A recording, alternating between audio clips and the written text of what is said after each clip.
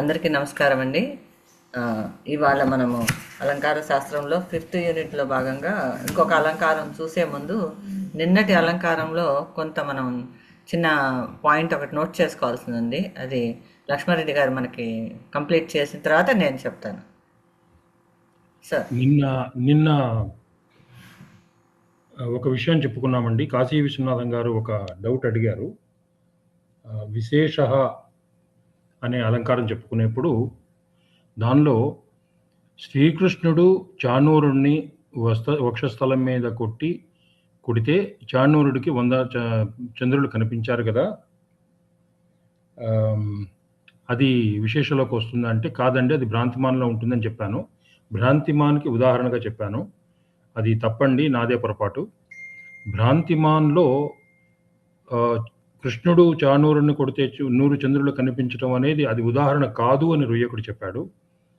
రుయ్యకుడు ఏం చెప్పాడంటే, సహజంగా జరిగేటువంటి వాటికి భ్రాంతి ఉన్నా కూడా అది భ్రాంతిమాన్ అలంకారం కాదు.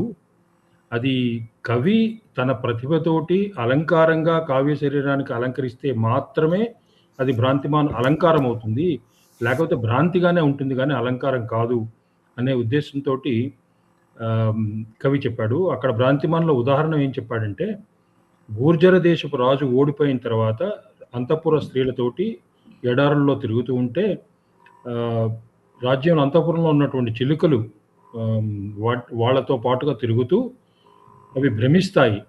ఏమని భ్రమిస్తాయి అంటే, అంతఃపుర స్త్రీల యొక్క అధరాలు దొండపండులని, ఆవిడ యొక్క కేశాలు నేరేడు పళ్ళని, తర్వాత ఆవిడ యొక్క కెంపులు, చెవులకున్న కమ్మల యొక్క కెంపులు దానిమ్మ పళ్ళ యొక్క గింజలు కెంపులుగా భ్రమించి వాటి మీదకు వెళ్ళి అవి కావని చెప్పి నిరాశ చెంది మూర్ఛపోతాయి.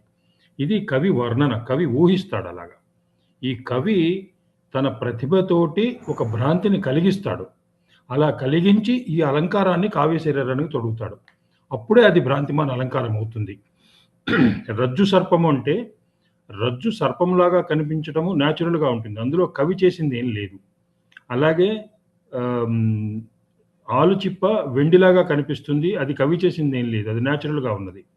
అలాగే శ్రీకృష్ణుడు ప్రహారంతో 100 చంద్రుడు చాణూరుడు కనిపిస్తే అందులో కవి చేసింది ఏం లేదు, అది ప్రహారం వల్ల జరిగింది. కాబట్టి భ్రాంతిమాన్ అలంకారం కావాలి అంటే కవి యొక్క ప్రతిభతోటి కావ్య శరీరానికి అలంకారంగా భ్రాంతిని కవి కలిగిస్తే అప్పుడు మాత్రమే అది భ్రాంతి అలంకారం అవుతుంది అని కరెక్షన్ చెప్పుకొని మళ్ళీ ఇప్పుడు స్వాతి గారిని, కాశీ గారు క్లారిటీ వచ్చిందా? వచ్చింది సార్. నేనే తప్పు చెప్పాను నిన్న. పర్వాలేదు సార్. ఓకే సార్, రైట్ అండి. స్వాతి గారు, ఓవర్ టు యూ. ఇప్పుడు అదే రీజన్ తో ఇక్కడ వ్యాఘాతలో కూడా అది ఉదాహరణ అవ్వదు. Same reason. ఆయన కాశీ గారు అడిగింది నిన్న వ్యాఘాత గురించి కదా. వ్యాఘాత అడిగారా, విశేష అడిగారా? వ్యాఘాతలు అడిగారా? వ్యాఘాతలోనే వచ్చింది ఇది. దానికి నిన్నటి మనకు వచ్చిన డౌట్ ఇవాళ క్లారిఫై అయింది. అదే రీజన్ వల్ల ఇక్కడ కూడా అది ఉదాహరణ కాదు. అంతే అంతే. కవి అది అక్కడ వాడిన పదం ఏమిటంటే, కవి ఊహించి రాస్తున్నది లేదా న్యాచురల్ గా జరిగినది. వాడిన పదము కవి ప్రతిభా ఉత్థాపితం అన్నాడు. కవి ప్రతిభా ఉత్థాపితం. కవి తన ప్రతిభతోటి ఆ భ్రాంతిని ఉత్థాపితం చేయాలి, అప్పుడే అలంకారం అవుతుంది అని ఆయన ఉద్దేశం. వ్యాఘాతలో కూడా అంతే అవుతుంది. సరే అండి, ఓవర్ టు స్వాతి గారు. ఓకే, ఇవాళ మనము నెక్స్ట్ అలంకారం అయినటువంటి కారణమాల అలంకారం చూద్దామండి. ఇక్కడి నుంచి మళ్ళీ అలంకారం యొక్క స్వరూపం మారిపోతుంటాయి. అదే ఇప్పుడు అవతారికలో చూద్దాము. ఏవం విరోధ మూలాలంకార నిర్ణీయ శృంఖల బంధోపచిత అలంకార లక్ష్యంతే. ఇప్పటిదాకా మనం విరోధ మూలాలంకారాన్నిటిని చెప్పుకున్నాము. ఇక్కడి నుంచి శృంఖల బంధోపచిత అలంకారం, శృంఖల ఎలా మాల రూపంలో ఉంటాయి, ఒక గొలుసు కొట్టులాగా ఎలా ఉంటాయి, అలాంటి ఆ టైప్ ఆఫ్ అలంకారాలు చూద్దాము అని అంటున్నారు. విరోధ గర్భాలంకరణ ప్రకరణ నిరూపమైన తర్వాత ఇప్పుడు గ్రంథకారుడు శృంఖలాబంధంతో ఉన్న అలంకారాలను నిరూపిస్తున్నాడు అని చెప్పారు అవతారికలు. డైరెక్ట్గా సూత్రమే ఇచ్చేసారండి. సూత్రం చూద్దాము. పూర్వస్య ఉత్తరోత్తర హేతుత్వే కారణమాల. ఈ కారణాలంకారం యొక్క సూత్రం ఏంటంటే పూర్వస్య ఉత్తరోత్తర హేతుత్వే కారణమాల. దీని అర్థం ఏంటంటే మొదటివి ఉత్తరోత్తర హేతుత్వే అంటే తర్వాత వాటికి హేతువులైతే అది కారణమాల అలంకారం అవుతుంది. కారణమాల అనే ఈ పేరుకి అర్థం కారణాల యొక్క మాల అని మనం చెప్పుకోవాలి. ఈ అలంకారంలో మొట్టమొదటగా ప్రస్తుతించబడిన వస్తువు దాని తర్వాత వస్తువుకి దాని తర్వాత దానికి ఇట్లా వరుసగా కారణం అంటే ఉత్పత్తి అవుతాయి, రీజన్ అవుతాయి అన్నమాట, వరుసగా కారణం అవుతాయి. దీనికి ఉదాహరణగా శ్లోకము పేజీ నెంబర్ 387 శ్లోకం నెంబర్ 183. మళ్ళీ చెప్తున్నాను, పేజీ నెంబర్ 387 శ్లోకం నెంబర్ 183. జితేంద్రియత్వం వినయస్య కారణం గుణప్రకర్షో వినయాదవాప్యతే గుణప్రకర్షేణ జనోనురజ్యతే జనానురాగ ప్రభవాహి సంపదః. ఈ శ్లోకంలో జితేంద్రియత్వం వినయస్య కారణం గుణప్రకర్షో వినయాదవాప్యతే గుణప్రకర్షేణ జనోనురజ్యతే జనానురాగ ప్రభవాహి సంపదః. ఇక్కడ మనం అట్లా చదువుకోవటంలోనే మనకు కొంత అర్థమైపోతుంది. గొలుసు కట్టులో లాగా ఒక్కొక్క పదానికి నెక్స్ట్ వచ్చే పదంలోకి ఇంటర్లింక్ ఉంటాయని. దీని తాత్పర్యం ఏమిటంటే ఉత్తమ మానవునికి అతని జితేంద్రియత్వం అనే గుణం వినయాన్ని కలిగిస్తుంది. అంటే మంచి మానవులు వాళ్ళ క్యారెక్టర్ అది వాళ్ళ నడవడిక అంతా బాగున్న వాళ్ళకి జితేంద్రియత్వం అనే గుణం వినయాన్ని కలిగిస్తుంది. వినయం వలన సద్గుణ సంపత్తి కలుగుతుంది. సద్గుణ సంపత్తి కలిగి ఉండటం వలన అతని పట్ల జనులు అనురాగాన్ని కలిగి ఉంటారు. జనానురాగం వలన అతనికి సంపదలు కలుగుతాయి. ఎండ్ ఆఫ్ ది డే ఏంటంటే అతను ఫుల్ ఫ్లెడ్జ్డ్గా పేరు ఉంటుంది, సంపదలు ఉంటాయి, లక్ష్మీ కటాక్షము, సరస్వతి కటాక్షము, జనులలో మంచి పేరు కలిగి ఉత్తమమైన మనుషులుగా ఉంటారు అనేది మనకి ఈ 4 లైన్లలో కనిపిస్తుంది. మళ్ళీ ఒకసారి చెప్తాను. ఉత్తమ మానవునికి అతని జితేంద్రియత్వం అనే గుణం వినయాన్ని కలిగిస్తుంది. వినయం వల్ల ఏమవుతుంది? వినయం వల్ల సద్గుణ సంపత్తి కలుగుతుంది. మంచి గుణాలు, మంచి అలవాట్లు, మంచి మాట, మంచి తీరు, మంచి నడవడిక కలుగుతాయి. సద్గుణ సంపత్తి కలిగి ఉండటం వలన అతని పట్ల జనులు అనురాగాన్ని కలిగి ఉంటారు. అంతే కదా, మంచి మాటలు చెప్పే వలన, మంచి నడవడిక కలిగి ఉన్న వాళ్ళతోటి పక్కనున్న మనుషులు కానీ వాళ్ళంతా కూడా చాలా మంచి వాళ్ళు, ఇతన్ని చూసి మనం నేర్చుకోవాలి, ఇతన్ని ఫాలో అవ్వాలి అనే అనురాగాన్ని కలిగి ఉంటారు. జనానురాగం వల్ల అతనికి ఏంటి లాభం అంటే జనానురాగం వల్ల అతనికి సంపదలు కలుగుతాయి అని చెప్తున్నారు అన్నమాట. దీంట్లో వృత్తి చూసుకుంటే పక్కన కార్యకారణ క్రమ ఏవాత్ర చారుత్వ హేతు. ఈ అలంకారంలో కార్యకారణ క్రమమే శోభాదాయకం. అంటే ఒక పని జరిగితే ఇంకో పని జరుగుతుంది, దానివల్ల ఇంకొకటి లాభిస్తుంది, దానివల్ల ఇంకొకటి ప్లస్ అవుతుంది. ఇలాగా ఒకదానికొకటి లింకుగా ఉంటుంది. వరదార్చనలో బాగా ఇచ్చారు. ఈ శ్లోకంలో ఏదైతే ముందు కార్యం అయిందో అది మళ్ళీ కారణమైంది. ముందు జితేంద్రియత్వం కారణమైతే వినయం కార్యమైనాయి, ఆ తర్వాత వినయం కారణమైతే గుణప్రకర్షణ కార్యమైనాయి. ఈ విధంగా కార్యకారణ క్రమవర్ధననే ఈ అలంకారంలో శోభాహేతువు. కారణము కార్యము ఈ రెండు కూడా గొలుసు కట్టులాగా ఉండి ఈ విధమైన కార్యకారణ క్రమవర్ధనమే ఈ అలంకారంలో శోభాహేతువు అని వృత్తిలో చెప్పారు. ఇలాగే మనం ఇంకొక ఉదాహరణ కూడా నాకు అనిపించింది, అప్పుడు క్లాస్లో కూడా చెప్పాను, వాణి మేడం కరెక్టే అమ్మ అన్నారు. విద్యా దదాతి వినయం, వినయాత్ యాతి పాత్రత్వాత్ ధనం ఆప్నోతి, ధనాత్ ధర్మతః తతఃసుఖం. విద్య వల్ల ఏమొస్తుంది? వినయం వస్తుంది. వినయం వల్ల పాత్రత వల్ల ధనం వల్ల సుఖం. పాత్రత అంటే ఇక్కడ అర్హత అని తీసుకోవాలి. ఈ శ్లోకం కూడా సేమ్ మీనింగే, కాకపోతే ఇంకో రూపంలో ఉన్న ఇంకొక శ్లోకం మనం చెప్పుకోవచ్చు. ఇది మనకి జనరల్గా వచ్చినది అనమాట, తేలిగ్గా ఉంటుంది కాబట్టి ఇదైనా రాసినా పర్వాలేదని చెప్పారు వాణి గారు నేను ఆ రోజు క్లాసులో. అంటే ఈ 2 శ్లోకాలతోటి ఈ కారణమాల అంటే ఏంటంటే గొలుసు కట్టులాగా ఉంటాయని, ఒకదానికి ఒకటి కారణము కార్యం అవుతుంది, ఆ కార్యమే మళ్ళీ కారణం అవుతుంది అనేది గుర్తుపెట్టుకోవాలి. ఒక శ్లోకంతోనే ఈ కారణమాల అలంకారాన్ని మనం పూర్తి చేసుకోవచ్చు. దీంట్లో ఏమన్నా డౌట్లు ఉన్నాయండి? డౌట్ కాదండి, ఈ చెప్పిన వాటన్నిటికీ సింపుల్ వర్డ్స్లో చెప్పమంటే చెప్తాను. మీరు చెప్పండి సార్, యాడ్ అవుతుంది. అందరూ ఒక పెన్ను పేపర్ తీసుకోండి, ఒక 5 సెకండ్ల టైం ఇస్తాను. పెన్ను పేపర్ తీసుకోండి. ఒక 5 సెకండ్ల టైం ఇస్తాను.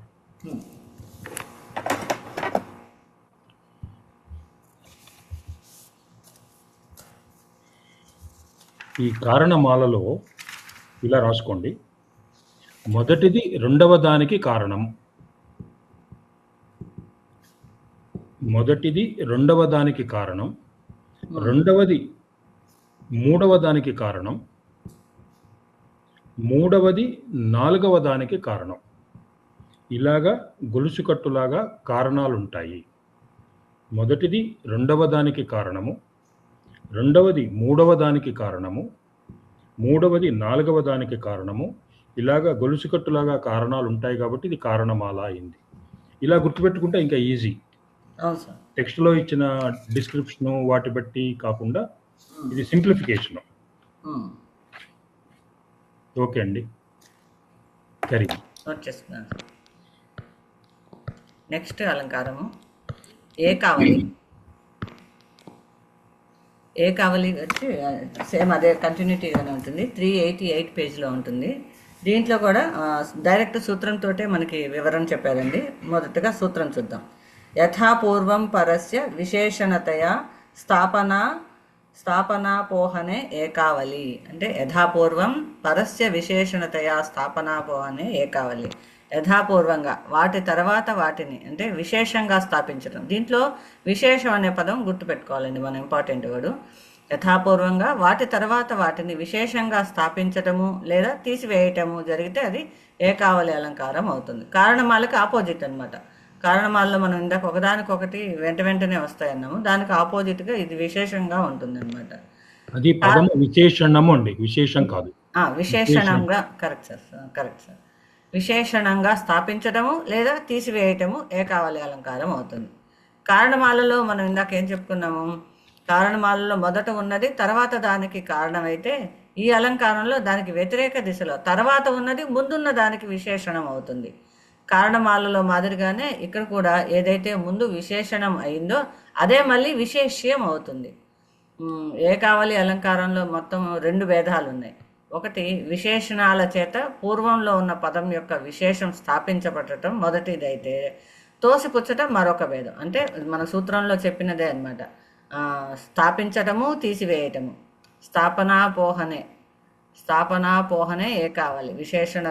విశేషణం అనేది గుర్తుపెట్టుకోవాలి, దీనికి బాగా ఇంపార్టెంట్ వర్డ్. 2 భేదాలు ఉంటాయి. విశేషణాల చేత పూర్వంలో ఉన్న పదం యొక్క విశేషం స్థాపించటం అనేది మొదటి భేదము, తోసిపుచ్చటం అనేది మరొక భేదం. వీటిని మనం ఉదాహరణలో చూస్తే, మొదటి ఉదాహరణ పేజ్ నెంబర్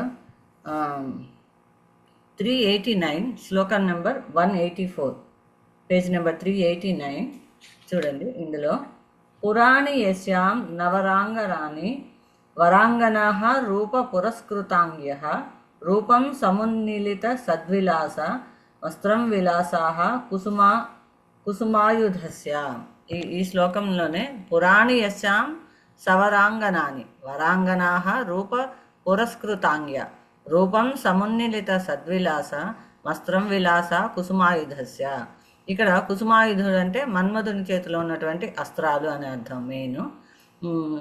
ఇక్కడ ముందు పుర శబ్దం ఇక్కడ విశేష్యం అయింది. విశేష్యం పుర అనేది అంటే నగరంలో అన్నట్టు, ఎక్కడైతే నగరాల్లో అన్నట్టు.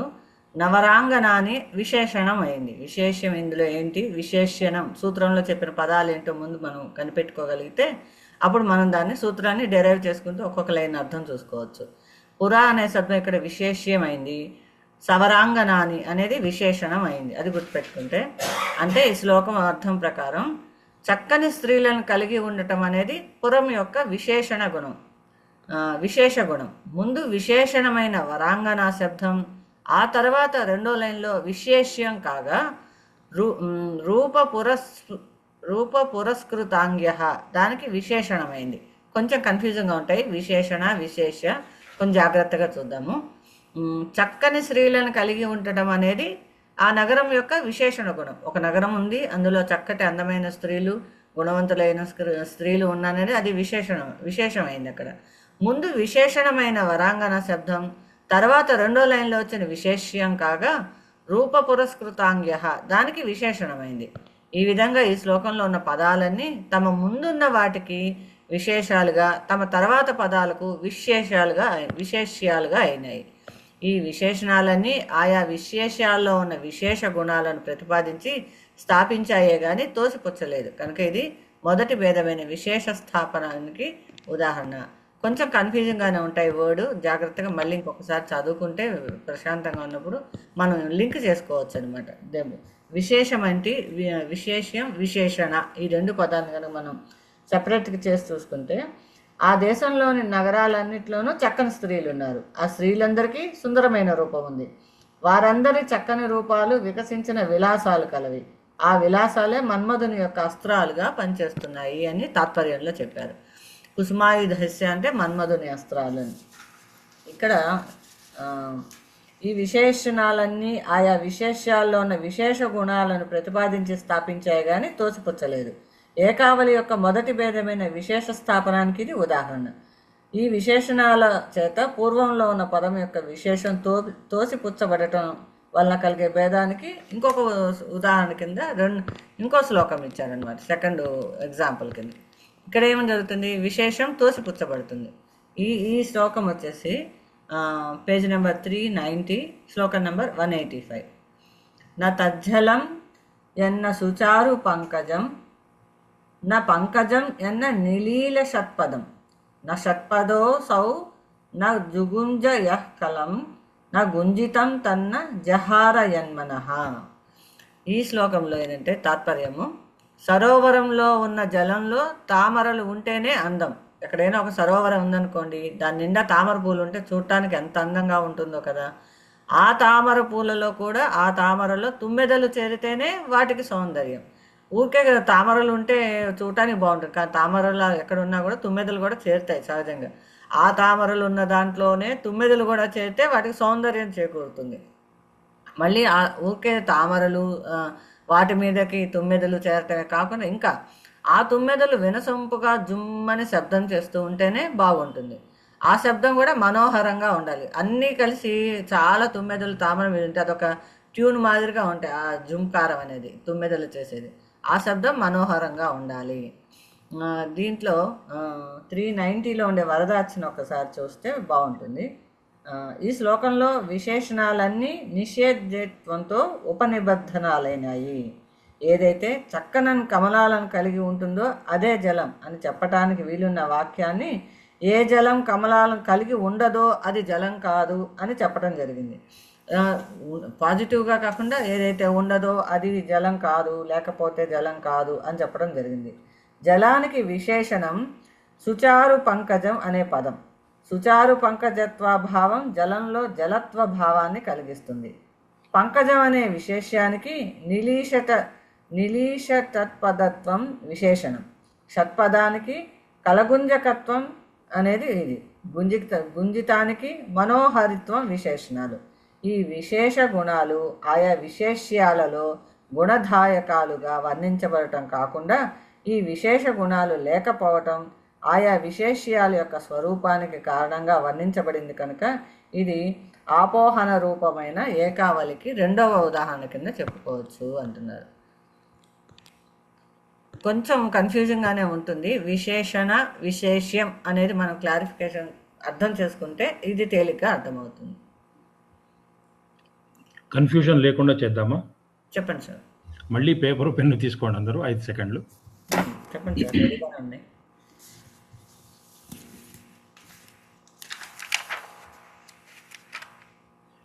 మనము విశేష్యము విశేషణము జోలికి పోవద్దండి, అవి పక్కన పెట్టేద్దాం. పక్కన పెట్టేసి రెండవది మొదటి దానికి విశేషణం, రెండవది మొదటి దానికి విశేషణం, మూడవది రెండవ దానికి విశేషణం, మూడవది రెండవ దానికి విశేషణం, నాలుగవది మూడవ దానికి విశేషణం. ఇలా చేస్తే అది ఏకవలి అవుతుంది. ఒక్క విశేషణం పదాన్ని పట్టుకొని రెండవది మొదటి దానికి విశేషణం, మూడవది రెండవ దానికి విశేషణం, నాలుగవది మూడవ దానికి విశేషణం అనేసరికి అండర్స్టూడ్ ఏంటంటే అది విశేషం ముందు విశేషణం కానీ రెండోది విశేషం అయిపోతుంది. కాబట్టి విశేష్యము ఏది విశేషణం ఏదని కన్ఫ్యూజన్లోకి వెళ్లకుండా జస్ట్ ఒకటే పదం విశేషణం పట్టుకొని రెండవది మూడవ దానికి విశేషణం, మూడవది రెండవ దానికి విశేషణం, నాలుగవది మూడవ దానికి విశేషణం. ఇది ఏకావళి అవుతుంది. విశేషణం స్థాపిస్తేనేమో మొదటి భేదం, విశేషణం తోసిపుచ్చితేనేమో తోసిపుచ్చితేనేమో రెండవ. రెండవ భేదం. అంతేనండి. ఇది గుర్తుపెట్టడానికి ఈజీగా ఉంటుంది. నోట్ చేసుకున్నాను సార్. బెటర్. అర్థమైందండి. విశ్వనాథ్ గారు ఏమైనా పాయింట్స్ రేస్ చేసుకోవాల్సిన ఉన్నాయా ఇక్కడ? కాశీ గారు కరెక్టేనా? ఇది సింప్లిఫై అర్థమైందండి. అక్కడ కారణం మొదలు ఇక్కడ విశేషణం అదే ఇది రివర్స్ లో, రివర్స్ లో, ఇది రివర్స్. ఆపోజిట్ లో. అవును. ఇక్కడ మొదటిది రెండవ దానికి కారణం, రెండవది మూడవ దానికి కారణం. అలాగా ఇక్కడ రివర్స్. రెండవది మొదటి దానికి విశేషణం. అంటే మనం కారణమాల నేర్చుకుంటే ముందు పర్ఫెక్ట్ గా దానికి ఆపోజిట్ ఇది అని చెప్పేసి మనం నోట్ చేసుకుంటే సరిపోతుంది. ఇదిగోండి కారణమాలకి ఆపోజిట్ అని మెన్షన్ చేశాను కదా, అలాగా ముందు కారణమాలను పట్టుకుంటే ఇది కూడా మనకు వచ్చేస్తుంది. ఏ కావాలి కూడా మొదటిది కారణము, రెండోది విశేషణము. ఆ మొదటిది కారణము ముందు నుంచి వెనక్కి, అవునండి.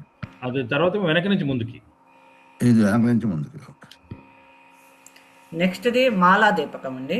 ఇక్కడ నుంచి అసలు కారణమాల మొదలు పెట్టుకున్న దగ్గర నుంచే ఒక్కొక్క దానికి ఇప్పుడు క్రియ రూపమైంది వ్యాఘాత అలంకారము, కారణ రూపమైంది కారణమాల అలంకారము, విశేషణంతో చెప్పబడింది ఏకావళి అలంకారము. ఈ మాలా దీపకం గుణం అనే పదం గుర్తుపెట్టుకోవాలి, గుణంతో చెప్పబడి ఉంటుంది అనమాట. గుణోత్కర్ష వచ్చేసి సారహ, ఆ తర్వాత అది వచ్చినప్పుడు సారహ చెప్పినప్పుడు చెప్పుకుందాం. ఇది ఒకటి మనం చిన్నది గుర్తుపెట్టుకుంటే బాగుంటుంది. వ్యాఘాత ఏమో క్రియతో ఉంటుంది, కారణంతో కారణమాల ఉంటుంది, విశేషణంతో ఏకావళి ఉంటుంది, గుణరూపమైంది మాలాదీపకం. మాలాదీపకం పక్కన మనం ఇట్లా గుణము అని పెట్టుకున్నామంటే మనకి ఈజీగా గుర్తుండిపోతుంది అనమాట ప్రతిదాన్ని. ఇక్కడ అన్ని అక్కడ పెడతారా, రాసుకుంటాము ఒక్క క్షణం. సార్ అదే చూపించండి. అలాగే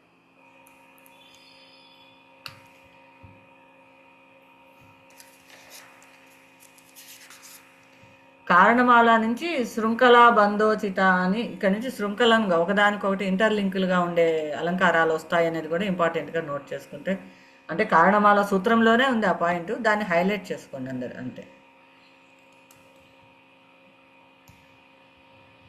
ఓకే అండి, అయిపోయింది, రాసుకున్నాం. థ్యాంక్ యూ, బాగుంది. మాలా దీపకంలో డైరెక్ట్ ఇక్కడ కూడా డైరెక్ట్ సూత్రంతో చెప్పారండి. సూత్రం చూద్దాము.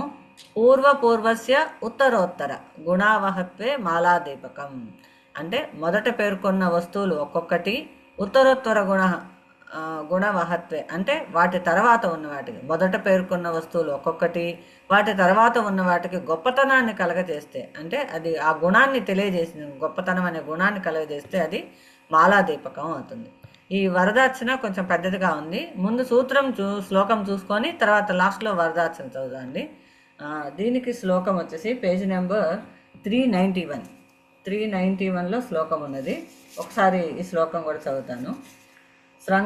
సంగ్రామాంగణమాగతేన భవత చాపే సమారోపితే దేవాకర్ణయ ఏన సహసా యద్యత్ సమాసాదితం కోదండేన శరాహ శరైరరిశిరః తేనాపి భూమండలం తేన త్వం భవతా చ కీర్తిరమలా కీర్త్యా చ లోకత్రయం. ఏన సహసా అనేది శరైరరిశిరః అనే ఈ పదాలు కొన్ని మనకి ఇంపార్టెంట్గా మనం ఐడెంటిఫై చేయొచ్చు. దీని తాత్పర్యం ఏంటంటే ఈ శ్లోకంలో యుద్ధంలో జయించిన రాజును కవి ప్రస్తుతిస్తున్నాడు. ఒక యుద్ధం జరిగింది, ఇద్దరు రాజుల మధ్యలో, ఒక రాజు గెలిచాడు, ఒక రాజు ఓడిపోయాడు. ఓడిపోయిన రాజు గురించి ఎక్కడా మనం ప్రస్తావించుకోం కాబట్టి గెలిచిన రాజు గురించి కవి ప్రస్తావిస్తున్నాడు ఇక్కడ. ఓ రాజా, నీవు యుద్ధ భూమిలో ధనస్సును ఎక్కువ పెట్టాడు. అంతే కదా, జనరల్గా ఒక యుద్ధానికి వెళ్తున్నాడంటే తనకున్న ఆయుధాలు, మంది బలగంతో వెళ్తాడు. ఇక్కడ రాజు వరకే తీసుకుంటే నువ్వు యుద్ధ భూమిలో ధనస్సును ఎక్కువ పెడితే ఆ ధనస్సు బాణాలను పొందింది. ధనస్సు ఉంటే కుదరదు కదా, దానికి బాణాలు కూడా అవసరం. ధనస్సు బాణాలు కలిపితేనే మనం ఆయుధంగా దాన్ని మనం ప్రయోగించగలుగుతాం. ఇక్కడ యుద్ధంలో వెళ్ళిన మహారాజు ధనస్సును ఎక్కుపెట్టి ఆ ధనస్సు బాణాలను పొందింది. ఆ బాణాలు ఏం చేశాయి? శత్రువుల శిరస్సును ఖండించాయి. యుద్ధంలో అదే కదా జరిగేది, బాణాలు ఎక్కుపెట్టి ఎదురుగా ఉన్న శత్రువులను శిరశ్ఛేదం చేశాడు. ఆ ఖండించిన శిరస్సులు నేలపై పడ్డాయి. ఒక్క నిమిషం, సారీ ఫర్ డిస్టర్బెన్స్. రాజు యుద్ధ భూమిలో ధనస్సును ఎక్కువ పెడితే ఆ ధనస్సులకి బాణాలు పొందింది. ఆ బాణాలు శత్రువుల శిరస్సులను ఖండించాయి. ఖండించిన ఆ శిరస్సులు ఏమైనాయి? నేల మీద పడ్డాయి. అంటే ఇప్పుడు తల నరికేసినట్టయినా చనిపోయి అంటే యుద్ధ భూమిలో ఎలా ఉంటారు? ఒక్కొక్కరు నేల కొరిగిపోతూ ఉంటారు. ఆ భూమి ఏం జరిగింది అప్పుడు? ఆ భూమి యుద్ధంలో జయించిన నిన్ను రాజుగా పొందింది. ఏ ప్రదేశంలో అయితే అప్పటి వరకు రాజుగా ఉన్నాడో ఆ ప్రాంతానికి ఆ రాజు ఓడిపోయి, ఒక్క నిమిషం రమా అలా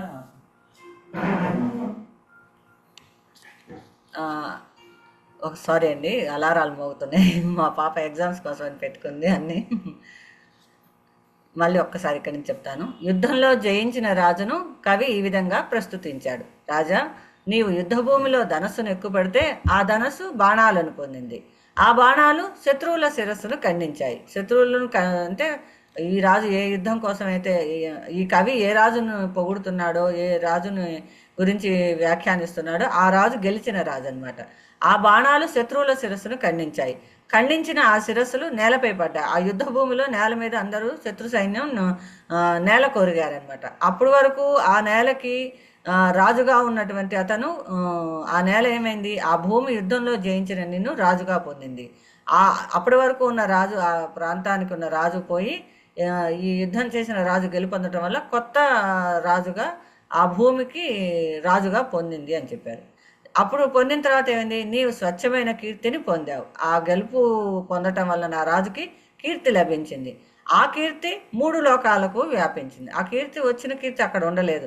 దాని గురించి మిగతా వాళ్ళంతా చర్చించుకోవటము, ఇతర దేశాల్లో ఉన్న వాళ్ళు అక్కడ యుద్ధం జరిగిందట, ఈ రాజు గెలిచాట అని ఈ రాజు గురించి ప్రస్తావించుకోవడం కూడా 3 లోకాలకు కూడా కీర్తి వ్యాపించింది అని అంటున్నారు. అంటే ఇక్కడ మెయిన్ ఇందులో మనం నోట్ చేసుకోవాల్సింది ఏంటంటే కీబోర్డ్స్, ప్రకృతం ఏంటి, అప్రకృతం ఏంటి. ఇక్కడ ప్రకృతమైన రాజుకు అప్రకృతాలైన కోదండాలు. అంటే ఇక్కడ రాజు ప్రకృతము, కోదండం అప్రకృతము.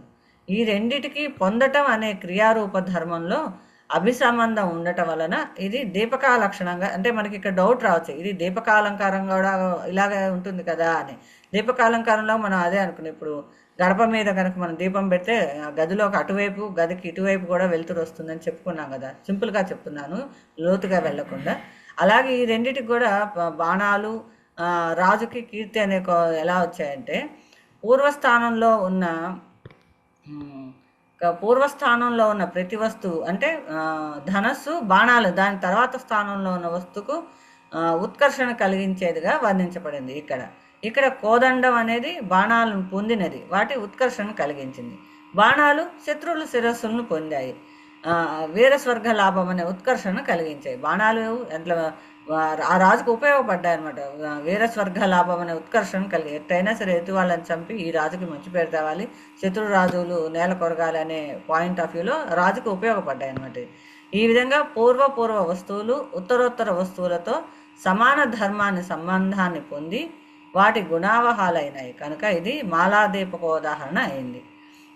ఇంకా చెప్పాలంటే నేను ఇట్లా టేబుల్ ఫామ్లో వేసుకున్నానండి. రాజు ఏం చేస్తున్నాడు? యుద్ధం చేశాడు. యుద్ధం చేయాలంటే ఏం కావాల్సి వచ్చాయి? బాణాలు కావాల్సి వచ్చాయి. బాణాలు అంటే ధనస్సు కావాల్సింది. ధనస్సుకి ఏం కావాల్సి వచ్చాయి? బాణాలు కావాల్సి వచ్చాయి. బాణాలు ఏం చేశాయి? శత్రువుల శిరస్సును నేల మీద ఒరిగేటట్టుగా చేశాయి. అప్పుడు శత్రువుల శిరస్సు నేలపై పడ్డాయి. ఆ నేల అంటే ఎక్కడైతే యుద్ధం జరిగిందో, ఏ రాజ్యాన్ని అయితే ఆ రాజు స్వాధీనం చేసుకున్నాడో ఆ నేల కొత్త రాజును పొందింది. పాత రాజు పోయి దానికి అధిపతిగా కొత్త రాజును పొందింది. దానివల్ల ఏం జరిగింది? రాజుకి కీర్తి లభించింది. ఆ కీర్తి ఏం చేసింది? ఈయన పలానా రాజు పలానా ఇంకొక రాజుని ఓడించాడు, ఆ దేశం మీద దండయాత్ర చేసి ఈయన గెలిచాడు, పలానా వాడు ఓడిపోయాడు. ఓడిపోయిన వాడి గురించి ఎవరు మాట్లాడుకోం కాబట్టి గెలిచిన రాజు గురించే 3 లోకాలకు, ఆ రాజు యొక్క కీర్తి 3 లోకాలకు వ్యాపించింది. ఇలా ఒకదానికి ఒకటి కారణంగా ఒక మాలా రూపంలో మనం ఇట్లా పిక్చర్ లాగా పెట్టుకుంటే ఇది మనకి ఈజీగా గుర్తుపెట్టుకోవడానికి ఉంది. ఇంటర్లింక్ ఉంటాయి ఒక్కొక్క ఊరు. రాజు, యుద్ధానికి బాణాలు, ధనస్సుకి బాణాలు శత్రువుల శిరస్సులు, దానివల్ల ఆ నేల కొత్త రాజును పొందటం. ఇది దీపకంలో ఒక భేదమైన దానికి ఇక్కడ విడిగా నిరూపించడానికి శృంఖలాబంధం అనేది ఒకటి కారణమైందని 391లో వరదాక్షంలో బాగా ఇచ్చారండి. నేను అంత పారాగ్రాఫ్ నోట్స్లో రాయటం ఎందుకు, బుక్లో చూసుకోవచ్చులేనని ఊకే మెన్షన్ చేస్తున్నాను. 391 పేజీలో వరదాక్షణ చూద్దాం. ఇక్కడ ప్రకృతమైన రాజుకు అప్రకృతాలైన కోదండాలకు సమాన సాధనం అంటే పొందటం అనే క్రియారూప ధర్మంతో అభిసంబంధం ఉండటం వలన దీపకాలక్షణ చరితార్థమైంది. కాగా పూర్వస్థానంలో ఉన్న ప్రతి వస్తువు దాని తర్వాత స్థానంలో ఉన్న వస్తువుకు ఉత్కర్షణ కలిగించేదిగా వర్ణించబడినది. కోదండం బాణాలను పొంది వాటి ఉత్కర్షణను కలగజేసింది. బాణాలు శత్రు శిరస్సులను పొంది ఖండించి వాటికి వీరస్వర్గ లాభం అనే ఉత్కర్షణ కలగజేశాయి. ఈ విధంగా పూర్వ వస్తువులు ఉత్తరోత్తర వస్తువులతో సమాన ధర్మాభిసంబంధాన్ని పొంది వాటికి గుణావహాలు అయినాయి కనుక ఇది ఇంపార్టెంట్ మన సూత్రంలో చెప్పుకోవాల్సింది. పూర్వ వస్తువులు ఉత్తరోత్తర వస్తువులతో సమాన ధర్మాభిసంబంధాన్ని పొంది వాటి గుణావహాలు అయినాయి కనుక ఇది మాలా దీపకోదాహరణం అయినది. ఈ లాస్ట్ లైన్కి మన సూత్రానికి కరెక్ట్గా లింక్ అవుతుంది అన్నమాట. దీపకం కాదు అని చెప్పడానికి కూడా గుణాలు తీసుకోవాలి. ఇక్కడ ఈ శ్లోకంలో మనం దేని గుణం దేనికి ఫలితం వచ్చింది అనేది పూర్వ వస్తువులు ఉత్తరోత్తర వస్తువులు అని డెరైవ్ చేసుకుంటే మనం వాటి గుణావహాలైనాయి కనుక ఇది మాలా దీపకరణం మాలా దీపక ఉదాహరణంగా చెప్పుకోవచ్చు అని చెప్తున్నారు. ఇక్కడ మీరు ఏమైనా యాడ్ చేస్తారా సార్? ఇందాకట్లాగానే మళ్ళీ రాసుకుందామా? చెప్పండి, తప్పకుండా. రాసి గారు రాసుకుంటున్నారా? రాసుకుంటున్నాం. ఓకే. మొదటిది రెండవ దాని ఉత్కర్షకు హేతువు. ఒక్క నిమిషం సార్.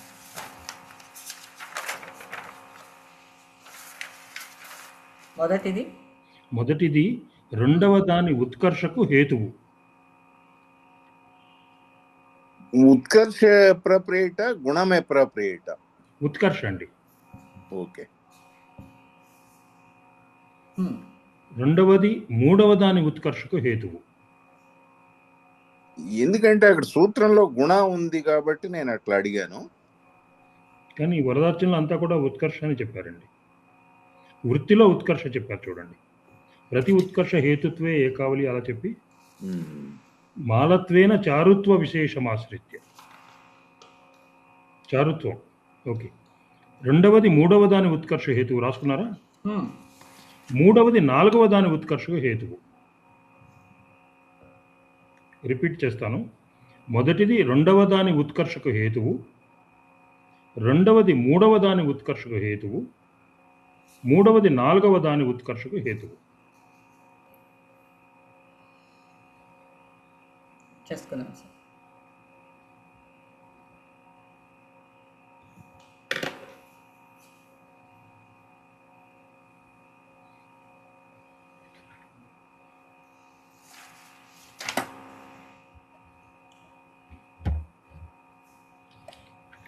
ఇంకేమైనా డిస్కస్ చేయాల్సి ఉందా ఈ అలంకారంలో? ఇంకొకటి కొంచెం క్లారిటీగా చెప్తాను. ఇది మాలా దీపకము అని ఎందుకన్నారు ఈ అలంకారాన్ని అనడానికి ఒక చిన్న ఎక్స్ప్లెనేషన్ ఇస్తాను. బహుశా అది మీరు చెప్పండి, నేను చెప్పింది కరెక్ట్ అవునా కాదా అని. చెప్పండి సార్. ఇప్పుడు వినండి, మీరు రాయకండి, వినండి, అందరూ వినండి. ఇప్పుడు మన దీపకం అంటే ఏమిటంటే గడప మీద దీపం పెడితే లోపల ఉన్నదానికి బయట ఉన్నదానికి సమాన ధర్మంగా వెలుగునిస్తుంది. ఆ సమాన ధర్మం క్రియ కావచ్చు, ఏదైనా కావచ్చు. ఇక్కడ మాల దీపకం అని అన్నాడు. దీపకం ఎలా ఫిట్ అవుతుందంటే, ఇక ఎలా కూర్చుంటుందంటే, మొదలు గడప మీద దీపం పెట్టారండి, లోపల రాజున్నాడు, బయట కోదండం ఉంది. కోదండం అంటే ధనుస్సు ఉంది, మధ్యలో సమాన ధర్మం క్రియ ఉంది. ఈ క్రియ ఏం చేస్తోంది? ఈ రెండవ దాని రాజు ఈ రెండవ దానికి ఉత్కర్షక హేతు అవుతుంది. ఇది మొదటి సందర్భం. ఈ క్రియ మధ్యలో ఉంది, గడప మధ్యలో ఉంది, పైన ఉంది, లోపల రాజు, బయట కోదండం. రాజు ప్రస్తుతము, కోదండం అప్రస్తుతం. ఇది దీపకం కదా. మరి మనకు హెడ్డింగ్లో ఏముంది? మాలా దీపకం. దీన్ని మాలగా చేయాలి. ఈ మాలలో మొదటి లింక్ ఇది చెప్పింది. రెండవ లింక్ ఏంటంటే మళ్ళీ గడప మీద దీపం పెట్టారు, లోపలిది కోదండము, బయటది బాణాలు, రెండు అప్రస్తుతాలే. అంటే క్రియారూపంలో కోదండము బాణాలకి ఉత్కర్షకి హేతువైంది. ఉమ్, ఇది రెండో సందర్భం, రెండో లింక్ ఇది. ఉమ్, మూడవ లింకు గడప మీద దీపం ఉంది, ఉమ్, లోపల బాణాలు ఉన్నాయి, బయట శత్రువుల శిరస్సులు ఉన్నాయి. ఉమ్, ఈ లోపల బాణాలు శత్రువుల శిరస్సుకి ఉత్కర్షకి హేతువులు అవుతున్నాయి. ఉమ్, ఇలాగా ఒక మాలలాగా దీపకం లాగా పెట్టారు. ఈ అవును. దీపకం అనేది ఒక మాలలాగా తయారైంది కాబట్టి ఇది మాలా దీపకం అన్నారు. ఉమ్, ఇది అలంకారం ఆమ్, ఏ పేరుతో అయితే అలంకారం పిలిచారో మాలా దీపకం అని, ఈ దీపకాన్ని ఒక మాలలాగా చేశాడు కవి. అవును. అదే దీపకాన్ని మాలలాగా చేశాడు కాబట్టి ఇది మాలా దీపకం అయింది అని నా ఉద్దేశం. నేను కూడా అంతే పెట్టుకొని ఇలా టేబుల్ లాగా వేసాను సార్, మాలా దీపకం అని పెట్టి ఇప్పుడు నేను చూపిస్తున్నది. అవునండి. రాజు ఏం చేశాడు? యుద్ధానికి వెళ్ళాడు. యుద్ధానికి వెళ్ళాలంటే ఏం కావాలి? ధనస్సు కావాలి. ధనస్సుకి బాణాలు కావాలి. బాణాలు ఏం చేశాయి? శత్రువుల శిరస్సులు నేల కూల్చాయి. దానివల్ల ఏమైంది? ఆ నేల కొత్త రాజును పొందింది. అప్పటి వరకు ఉన్న రాజు అధికారం పోయి ఈ రాజు అధికారం అక్కడ వచ్చింది. ఆ అధికారం పొందినందువల్ల ఏమంటే ఈ రాజుకు కీర్తి లభించింది. ఆ కీర్తి ఏం చేసింది? పలానా రాజు యుద్ధం చేసుకుంటే ఈయన గెలిచారు అనే కీర్తి 3 లోకాలకు వ్యాపించింది అనేది మాల రూపంలో. ఇక్కడ అందుకే ఈ పిక్చర్ ఇచ్చాం. ఒకదానికొకటి మాల రూపం ఇంటర్లింక్ అయిపోయింది. ఈ కింద ఇచ్చిన డాలర్ రాజుగారి కీర్తి అనుకోవాలి గుర్తుపెట్టుకోవడానికి.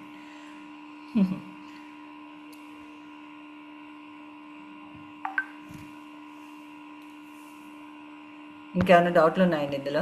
లక్ష్మారెడ్డి గారు చెప్పిన దానిలో ఏంటంటే అది క్రియని గడప మీద దీపంలాగా తీసుకుని దాంతో రెండింటిని ప్రకాశింపజేస్తారు. మీరు చెప్పిందేమో టేబులర్ ఫామ్ లో కంపారిజన్ గా ఉంది. అంతే అంతే. అంటే మనము అలంకారానికి మాలా దీపకం అన్న దానికి అన్వయం చేసుకుంటున్నాం. అవునవును. ఆ దీపకమే మాలలాగా ఉంది మనకి, ఆ ఉద్దేశంతో. నెక్స్ట్ దానికి వెళ్ళొచ్చా అండి? చెప్పనా సార్? వేరే వాళ్ళకి ఏం డౌట్ లేవు కదండి చర్చ కానీ? కోమలి గారు, నీరజ గారు? ఏం లేదండి, చెప్పండి. ఓకే, లేదండి, క్లియర్ గా ఉంది. ఓకే. సారా అలంకారము నెక్స్ట్ది.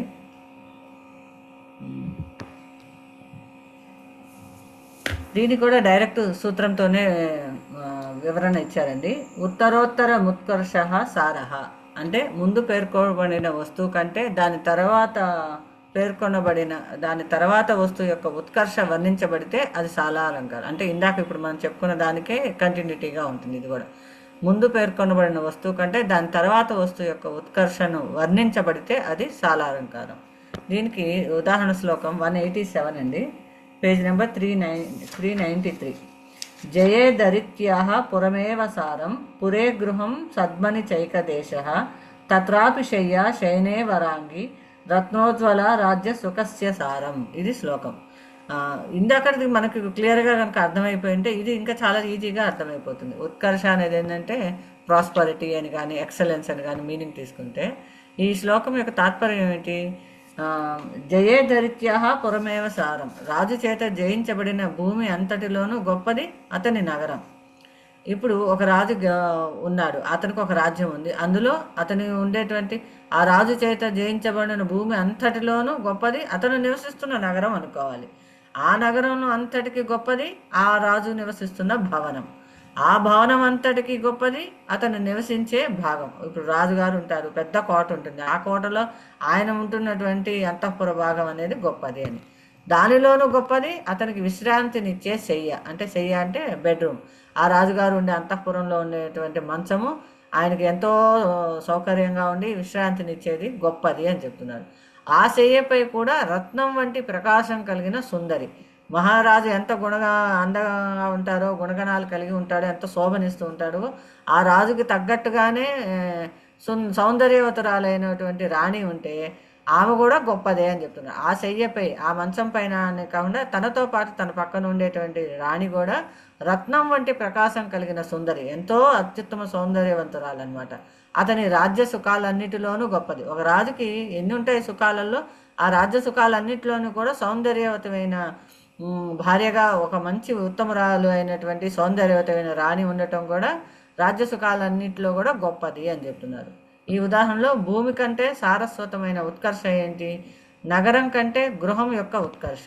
గృహం కంటే అతని అంతఃపురం, ఇలా ఒక్కొక్కటి లింక్ చేసుకుంటూ వెళ్ళాలన్నమాట.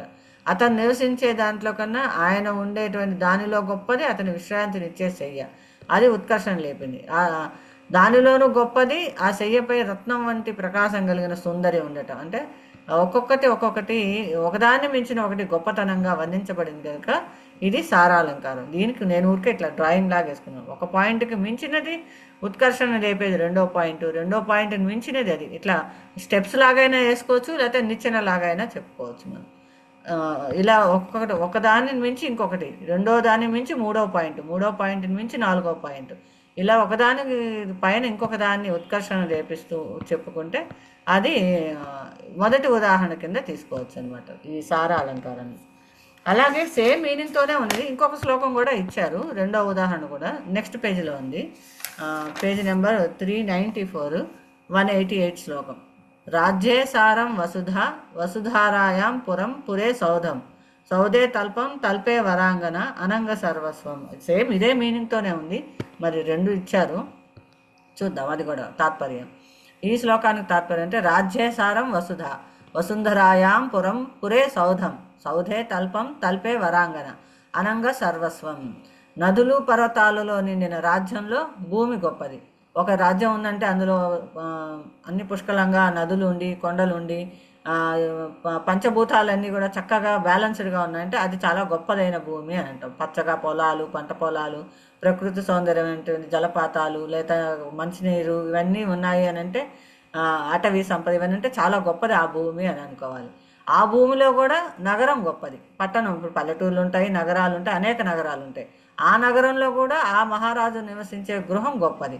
ఆ గృహంలో కూడా ఏంటి, మహారాజు అంతఃపురం, రాజ్యమే బ్రహ్మాండంగా ఉంది బెస్ట్గా. దాంట్లో ఆ నగరంలో ఆ అంతఃపురంలో ఆ భవనంలో ఆ గృహంలో ఆయన ఉండేటువంటి ఆ గృహంలో తల్పం గొప్పది. మహారాజు యొక్క తల్పం, తను నిద్రించేది తన బెడ్రూమ్ అన్నట్టుగా అనుకుంటే అది ఇంకా గొప్పగా ఉంది. అన్నిటికంటే ఆ తల్పంపై అనంగ సర్వస్వమైన వరాంగన గొప్పది. మహారాజు పక్కన ఉండవలసిన మహారాణి కూడా అత్యుత్తమ సౌందర్యవంతురాలై తనకి మహారాజుకి ధీటుగా సమానంగా ఉన్నదన్నమాట. ఆవిడ కూడా చాలా గొప్పది అని చెప్తున్నారు. సేమ్ మీనింగే, కాకపోతే ఇంకొక పదాల రూపంలో ఇచ్చారు అంతే. ఇక్కడ ఈ శ్లోకంలో కూడా మొట్టమొదట పేర్కొన్న రాజ్యం కంటే భూమి ఉత్కృష్టమైనది, భూమి కంటే దానిలో ఒక భాగమైన పురం గొప్పదిగాను, ఇట్లా మొదటి దానికంటే తర్వాత దాని యొక్క శ్రేష్టత్వం నిరూపించబడింది. దీంతో శృంఖలా విచ్చిత్తుతో కూడిన అలంకారాలు పూర్తయినాయి అని చెప్పారు. ఇంతవరకే మన సిలబస్ పోర్షన్ అన్నట్టు ఉందండి. ఇందాక చెప్పుకున్నట్టే చెప్పుకుందామా, మళ్ళీ రాసుకుందామా? చెప్పండి సార్. మళ్ళీ అందరు రాసుకోండి, 5 seconds టైం ఇద్దాము. చెప్పండి సార్. మొదటి వస్తువు కంటే రెండవది ఉత్కృష్టం. మొదటి వస్తువు కంటే రెండవది ఉత్కృష్టం. రెండవ దానికంటే మూడవది ఉత్కృష్టం. రెండవ దానికంటే మూడవది ఉత్కృష్టం. మూడవ దానికంటే నాలుగవది ఉత్కృష్టం. మూడవ దానికంటే నాలుగవది ఉత్కృష్టం. మళ్ళీ రిపీట్ చేస్తాను. మొదటి వస్తువు కంటే రెండవది ఉత్కృష్టం, రెండవ దానికంటే మూడవది ఉత్కృష్టం, మూడవ దానికంటే నాలుగవది ఉత్కృష్టం. ఇలాగ ఇందాక నేను చెప్పిన 4 అలా గుర్తుపెట్టుకుంటే చాలా ఈజీ అయిపోతాయి.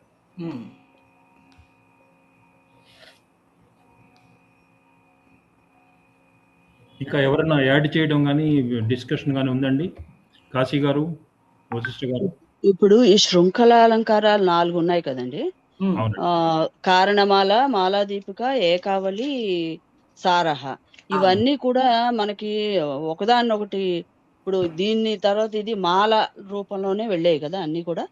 కారణమాల అంటే ఇప్పుడు కారణాలు, అదే దానికి మీరు అడిగేదానికి ఇదే ఏది ఎట్లా ఉందని ఇప్పుడు నేను చూపించాను. వచ్చి వ్యాఖ్యాత అయితే ఒకటి ఇంటర్ కనెక్టెడ్. కారణమాలలో కారణం ఉంటుంది, ఏకావళిలో విశేషణం గురించి ఉంటుంది, మాలాదీపకంలో గుణం గురించి ఉంటుంది, సారాలంకారంలో గుణోత్కర్ష గురించి చెప్పడం జరిగింది. అది మనం గుర్తుపట్టగలగాలి. అది ఇప్పుడు శృంఖల అంటే అర్థం అదే కదండి. ఎవరు మాట్లాడింది? కోమలవల్లి గారా? అన్నపూర్ణ గారు. ఇప్పుడు శృంఖల అంటే ఏమిటి? ఒక లింక్ కి రెండవ లింక్ ఉంటుంది.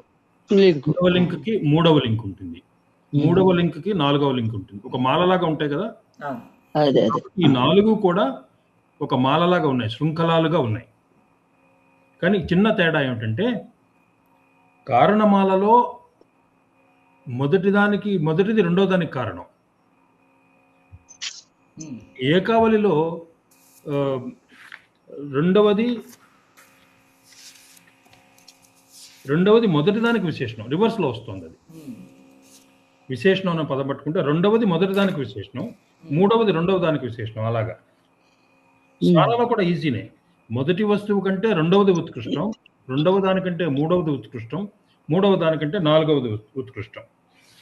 మాలా దీపకం ఇందాక చెప్పుకున్నట్లు గడప మీద దీపం పెట్టుకొని, క్రియ అనేది పెట్టుకొని, గడప లోపల రాజు, గడప బయట ధనుస్సు. అది ఒక లింక్ మాలలో. రెండవ లింక్ ఏమిటి? గడప మీద క్రియ పెట్టుకొని లోపల ధనుస్సు, బయట బాణాలు. మూడవది లోపల బాణాలు, బయట శత్రువుల శిరస్సులు. ఇలాగా ఇది మాలా దీపకమైంది. అది దీపకానికి మాలలాగా చేశాడు అక్కడ. ప్రతి రెండింటి మధ్యలో గడపను పెట్టుకుంటూ వస్తే మనకి దీపకానికి ఇంటర్లింక్ అవుతుంది అది. అవునండి. అది ఇప్పుడు మనకి ఎగ్జామ్ లో ఏమైనా ఈ శృంఖలాలంకారాలు రాయండి అని ఏమైనా 10 మార్క్స్ ఇచ్చే అవకాశం ఏమైనా ఉంది ఏంటండి? పాత పేపర్స్ లో చూడాలి మనం. అంటే 4 రాయాల్సి వస్తుంది కదా. ఆ 4 రాయాల్సి వస్తుందండి. అంత ఆలోచిస్తారని నేను అనుకోనండి. ఇవాళ ఈ క్వశ్చన్ పేపర్ ఇచ్చేవాళ్ళు పాత క్వశ్చన్ పేపర్స్ తీసుకొని అటు ఇటు మార్చి ఇచ్చేస్తారు.